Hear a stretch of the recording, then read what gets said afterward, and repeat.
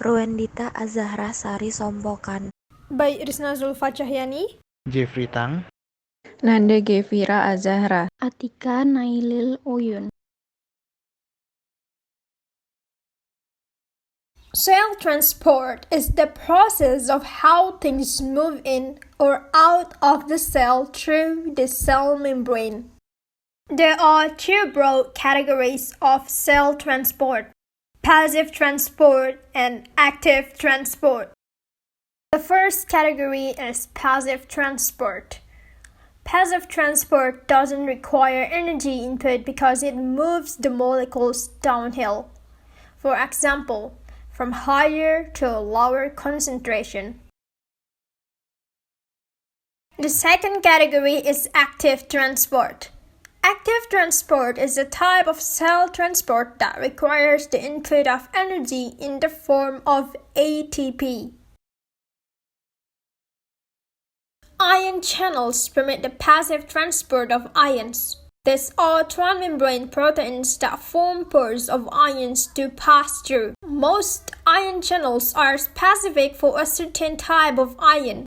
Ion channels can be classified by how they open-close state in response to different factors of the environment. Common types of ion channels include ligand gate channels. Ligand gate channels are membrane proteins that are fundamental signaling molecules in neurons.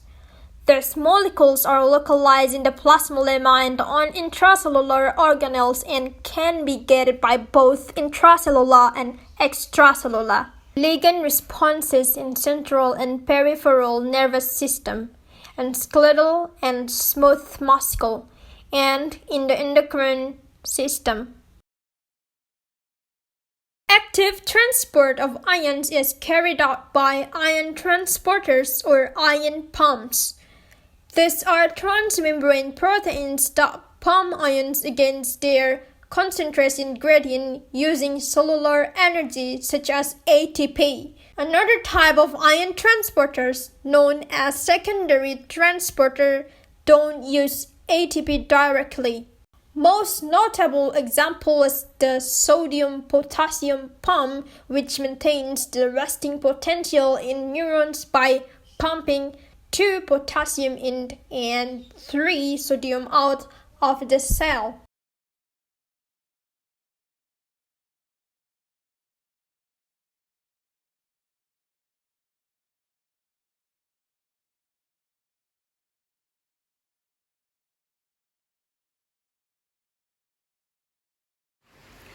So now let's go ahead and look at the two different types of ligand gate channel. So we have what are called fast ligand gate channel and we have slow ligand gate channel. So we're going to talk about both. So fast ligand gate channel, the receptor is the same protein as the channel, and the slow ligand gate channel, the receptor is a different protein than the channel. Now fast channel are called that because they cause a response within milliseconds, where a slow ligand gate channel will take a minute. So let's start with the fast ligand gate channel. So fast ligand gate channel, remember it fast. So receptor and ion channel are the exact point. So how does it work?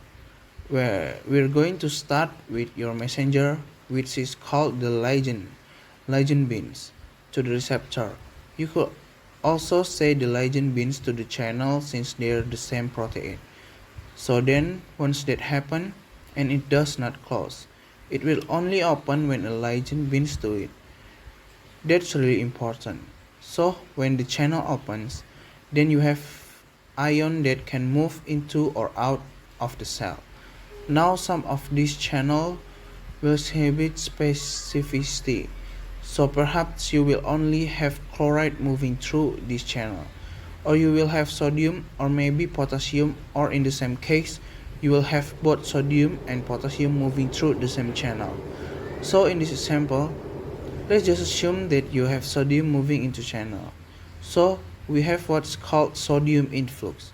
So sodium carries a positive charge, and since sodium is moving into the cell becomes of the intracellular fluid becomes more positive. So what we have done then, we've changed the electrical properties of the cell. Now, here's an example of fast sliding gate channel called a calcium channel. So in this particular situation, since it's called calcium channel, we know that calcium is going to be an ion moving through the channel. So here's our ligand. It's bound to our channel, which again is also a receptor. And when the channel opens, calcium enters the cell through the channel. And then that causes a number of targets called responses. Since they are positive charge coming into the cell, the charge the electrical property, right? The intracellular fluid is more positive. The calcium that's moving into the intracellular fluid can be used for muscle contraction. It can cause contraction. You can also use calcium as a second messenger, which we'll talk about later.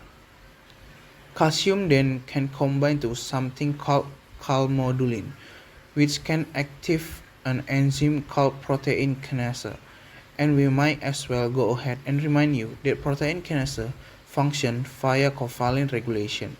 It's an enzyme and a covalently regulates. And so what protein kinase always does is it always phosphorylates a protein, and then you get some sort of response inside of the cell. So again, this is just to give you an idea how fast a ligand gate channel is and how it can change the properties within a cell. So you can change electrical properties. You can have contraction occur. It just depends on one specific tissue that you're in, and we haven't gotten that to what issue we're in yet. Right now, it's just understanding what a membrane-bound mediate response is. And the fact that you can have this fast ligand gate channel, the channel will always open. The channel and the receptor are the same protein, and you get some sort of response in the cell.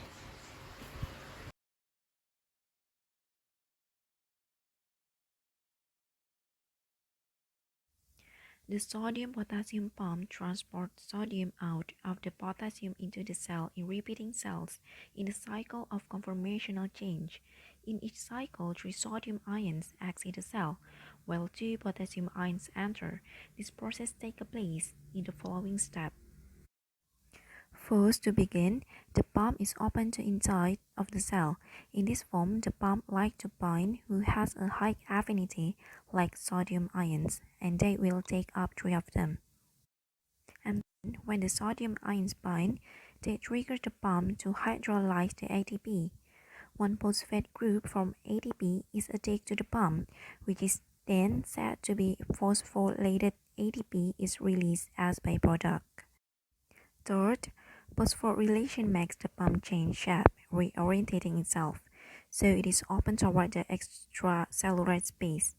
In this conformation, the pump no longer likes to bind the sodium ions, because sodium ions has a low affinity for them, so 3 sodium ions are released outside the cell. Next, in its outward facing form, the pump switches allegiances and now really like to bind to has a high affinity potassium ions. It will bind 2 of them, and his triggers removal of the phosphate group attached to the pump in step 2. Fifth, with the phosphate group gone, the pump will change back to its original form, opening toward the interior of the cell.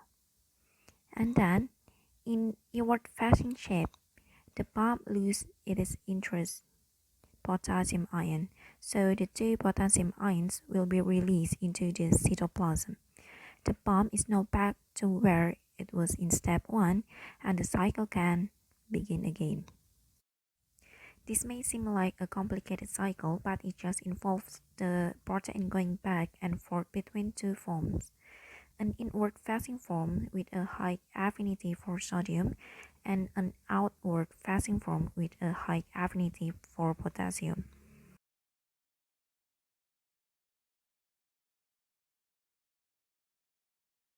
Nicotinic acetylcholine receptor NACHR ligand gate channel. The nicotinic acetylcholine receptor is an example of a ligand-gated ion channel. It is composed of 5 subunits arranged symmetrically around a central conducting pore. Upon binding acetylcholine, the channel opens and allows the diffusion of sodium and potassium ions through the conducting pore. Nicotinic acetylcholine receptors are cation-selective channels that are important in neuromuscular signaling. Binding of acetylcholine activates that channel, causing membrane depolarization of the postsynaptic neuromuscular junction and muscle contraction. Mutations in the nicotinic acetylcholine receptor are associated with two syndromes, the slow channel syndrome and the fast channel syndrome 7. Patients usually present appear with muscle weakness, rapid fatigue, and progressive muscle atrophy. Slow channel syndrome. Mutant nicotinic acetylcholine receptor channels have increased activity and longer channel openings, producing a prolonged depolarization of the muscle cell membrane. Excessive depolarization results in an activation of sodium channel and accounting for the muscle weakness. In contrast to slow channel syndrome, nicotinic acetylcholine receptor channel either fail to open or close too quickly in fast channel syndrome. Mutation in fast channel syndrome appear to decrease binding affinity of acetylcholine and the ability of the channel to open. Primary active transport.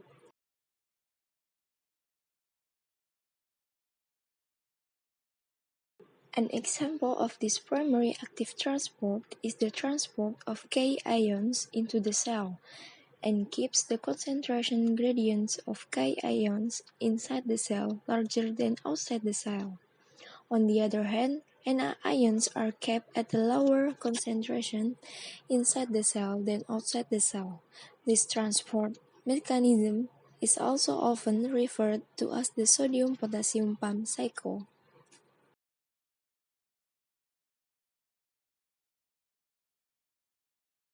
Abnormality on the sodium-potassium pump cycle. The total plasma cation concentration is approx 150 mol per liter, and sodium is a cation. The highest is around 140 mol per liter.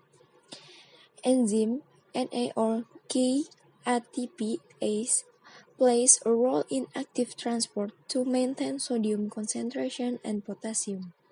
This is also the case sodium reabsorption in the renal or kidney tubules.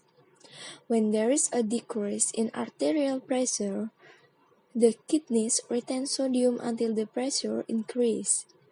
The increase in intracellular sodium will stimulate the sodium-calcium exchanger or Na plus or Ca2 plus in the smooth muscle cell membrane to bring calcium into the cell. This causes cytosolic calcium to increase, which can trigger vascular smooth muscle contraction or vasoconstriction and cause high blood pressure.